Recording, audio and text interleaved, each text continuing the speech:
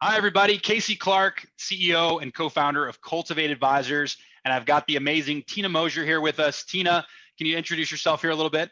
I can. Thank you, Casey. Tina Moser here, Strategic Financial Director for Cultivate Advisors. Well, Tina, thanks for joining me here on the call.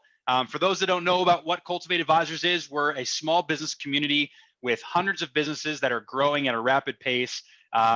Pretty much if you're an entrepreneur and you've gotten over that $500,000 mark, it makes sense to look at our community. Join, get an advisor that's going to help you grow and scale your organization while you get the amazing community effects of shared learning, but also doing business and collaborating with each other. We're talking today, Tina, and I asked you this question. I said, what is the biggest regret that business owners experience, right? You've done a lot of advising. We've done thousands upon hundreds of thousands now of hours of advising with all of our amazing clients. What's the one thing that's constant across the board that we keep hearing is probably the biggest regret over and over again? That's an easy answer, Casey. I can sum it up in one word. That Go word ahead. is financials. Financials. Financials. That's a big word, right? Not a long word, but it's a big word in that financials can mean a lot of different things. Can you go a little deeper? Like, what part of the financial aspect is the regret? Well, there's really three different components to financials. If I had to narrow it down, because you're right, financials is a pretty meaty subject, but really it comes into clients really knowing their levers and how to build their business based on some of those levers. Second thing would be really understanding financials and knowing, again, what to do with them, not just having a report at the end of the month, but now what do I do with it? Okay. That is huge. And then really taking that data, building the future of the business, the pro forma, and trending accordingly. How am I doing against where I said I was going to be? And actually, another piece of that is actually knowing what your business is worth. And that's not just when you're ready to sell, but knowing where you're worth today. Well, so let's unpack this even further. So if I heard this right, it's what's the value of your business and what are the levers that create that value? Mm-hmm. The second one I heard there was like, what do the historic financials say and what's your performance been? And do you competently understand the financials, not just a CFO, interim CFO giving you the numbers, like you actually understand how the numbers are working for you? And then third and lastly, I heard was the future performer, like where are we going and are we trending appropriately? We're going to talk about all three of these. I want to get into a little more specifics, but to come back, one last question here on the macro. Why should people want to get better at financials? Why do people have the regret, you think? Like what creates the regret? Well, there's a couple things, but honestly, all things business center around those financials. So if you are Right. just building your business and you don't know how that's impacting your worth or where you're going to be in 6 months or 6 years, you're just kind of building your business blindly, in my opinion. Well, yeah, good marketing, sales, recruiting, leadership, all of them, right? Although you may make a great, brilliant decision in your business, you always have to ask yourself, can I afford to do that? Yeah. Does it make sense to spend money on that? There's always a block stop with the financials, right? And so I know, from my experience, I've seen so many business owners get to where they think they're going to sell and they've overvalued the business in their mind. I mean, what percentage of clients would you say think their business is worth more than it actually is in the market? Fairly, I think I saw a statistic on this too. It's like 90% overvalue because there's so much emotion tied to it, and like I Of work so course. hard, but I'm pretty sure it's right around that 90% have overvalued what their business is truly worth. Right. And most don't even know why they're valuing it where they are, and they don't know what the market's saying, and they don't know what the levers are. So let's get into this. I mean, I could see how people would regret when you get to the end to go sell your business, right? Or you think it's worth something and it's not. And that can totally just destroy all the work and all the emotion, the passion you've put into this over the years and years and years for most entrepreneurs. So I'm so glad you're sharing some wisdom with us today and we're slowing this down. So we're talking about the valuation of the company. We're talking about the levers. What's the best way to understand what's happening in the market with your type of business or your type of industry? What's the best way to get that information? Research on YouTube or just like what? What's the right way to do it? You could go down that trail, but you're going to get probably 100 different answers. So, Right. what I usually advise any business owner that I'm having this conversation with is just get an appraisal, get a valuation from the experts who are doing this. They know your industry. They can do the data research and tell you where you're at compared, because a guess is just a guess. So knowing where you're at is a great baseline. And then, then you can build your business accordingly and close the gap if it's more or less than what you thought it was. So first and foremost is just get that baseline. But if I don't plan to sell my business, right, it can be hard to, I have to like write that check to go like, do I really want to spend, people think valuations are $15,000, $20,000 sometimes, which they can be, right, for a very specific purpose. But what you're kind of talking about, getting this appraisal is kind of a lighter version or evaluation, right? When you go to do those things, it's nowhere near that cost, but it's still a check somebody has to write. So what comes out of that, or like what are the things that actually help you run the business? What are some of the things you can figure out, or the levers you can figure out by running a valuation or an appraisal versus just finding out what the dollar is worth once you figure that part of it out? Yeah, and there's just earlier this week, matter of fact, I had a conversation with a client about that. So I'll answer the question on writing that check. It may seem like a bigger chunk of change, a couple grand at this point, but the value you get out of it isn't just what your company is worth. It really is like, now you get to make some strategic decisions. And like we were talking, those levers of what is, client acquisition costs, where are you at in margins, or whatever your business is compared to others in the industry. And some of those small little tweaks that you can then make when you have that data in your hand just can change the trajectory of your business. And it's worth that, paying that now to get those answers so that you know what things you need to make a change in your business. Well, do you want to build the house with the wrong bricks and have to change them out brick by brick after? Or do you want to know what bricks you have to put on there to get the guaranteed sale and build it the first time the right way? So the earlier you can get this, you've got to understand this is just a cost of investment is what I'm hearing you say. And that it gives you then the intelligence, not the intelligence, sorry, but just the competency to be able to go, okay, I know generally what the revenue per employee is, because you find that out in evaluation. I generally know what's the percentage of marketing being spent in my industry of the companies that have been sold. By getting those benchmarks, it totally sets you apart to where you can actually make those strategic decisions. I think that's fantastic.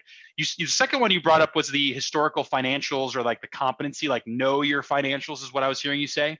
Mm-hmm. Tell me a little bit more of what you were referring to when you brought that up. Well, as you said, in all my years of advising, first question is like, hey, how much do you know about financials? And people are like, oh yeah, I get my report. My CFO. I know it. I got it all figured out. Don't worry. Yeah, I know what my sales and my bottom line are, but that a lot of times that's where it stops. And a lot of folks are looking at their bank account going like, hey, it's growing, so I'm doing good. Right. But and then taxes hit and you're like, oh wait. Yeah, or we hire someone, or we buy that next piece of equipment because, like, well, we had money in the bank, but Right. what we didn't see was, the new staff and the time that it takes to ramp them up, and or different things, all those different scenarios that we have in business. So without really knowing how to take those historics and see where you're going and what you've done over the course of, say, in the last 3 years, and being able to analyze them in a business way, it's hard to make those correct decisions going forward of how the next decision is really going to affect your business.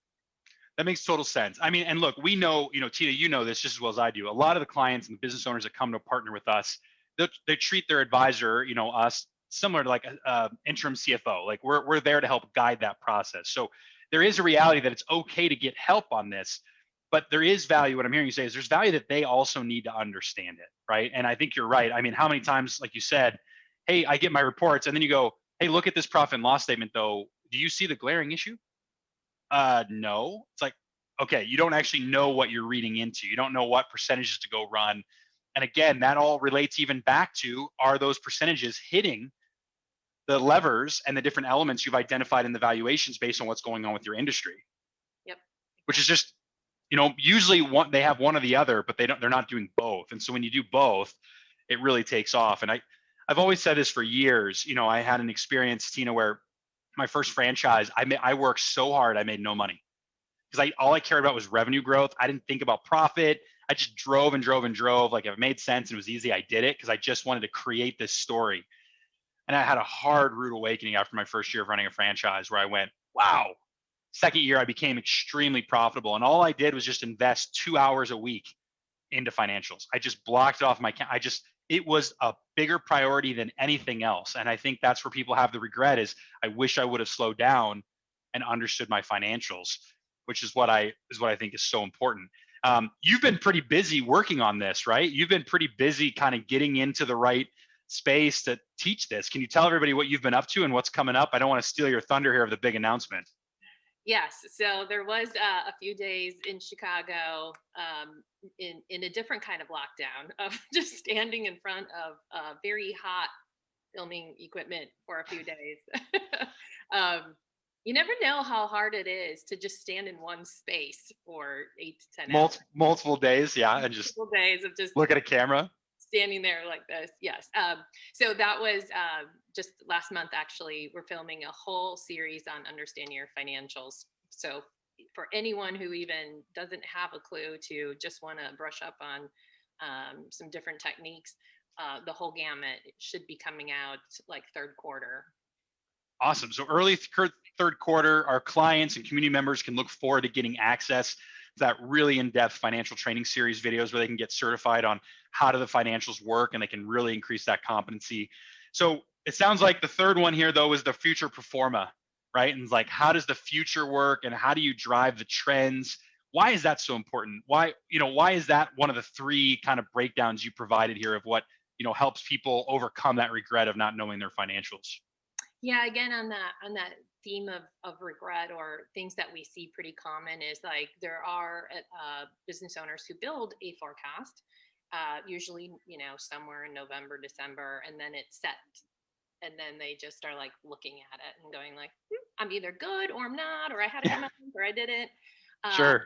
And really taking that to from the next level is trending and saying like, here's where we wanted to be, but here's where we're at. So that's really laying the actuals on top of where you thought you were going to be, and then trending out the rest of the year. What changed? So, just you're crushing sales. That doesn't mean you just crush sales for the next Right. months. Like you need to adjust the rest of the forecast if you're the performa.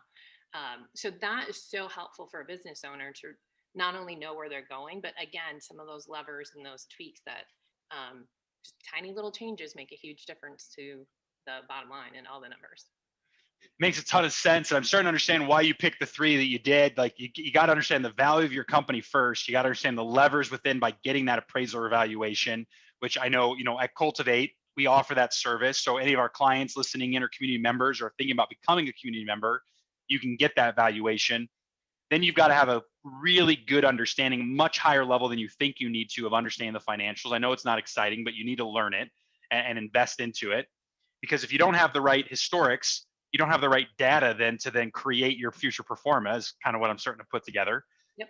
And then on the future performa, as we start to drive, that forward, it's exactly what you said. And what I really appreciated is that trending process and how to trend and look at that month over month to make sure you're moving in that direction. You don't just want to most people pick their heads up every year. Yes. And they keep historic, right? They don't keep forcing themselves to go forward, even running 3 or 4 years out to say what's going to break. When you run the different lines of expenses, you go, wait a minute, this won't work, or we're going to get more leverage here. So let's double down and invest in this revenue line versus this revenue line. You see those things when you force yourself to do the hard work and think outside the next year or so. And owners need to put their head up and look forward. And this financial trending, my biggest thing I always brought Tina to my clients was, hey, it's not just about you trending. It's actually much more important that you bring trending into your executive leadership team. So you start to transfer ownership of financial competency through your organization so you can maintain the frugal and start to make better strategic decisions over time. And that's really important, especially when you start to get in that, systemizer and influencer stage. Obviously, we talk about the 5 stages a lot here at Cultivate. You don't know what that is, check out our website to learn more. But those later stages when you're getting to that executive team level, that financial training is so important. I know you've been really busy. You got our valuation services running. Thanks for doing that. You've got, this training you've gone and built where it sounds like you had to stand still for a couple of days.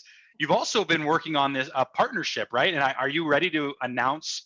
Are we ready? Are we at a place where we get to announce the partnership of the big perk we're bringing to all the Cultivate Advisor members to help with this performa work and oversee and understanding their data?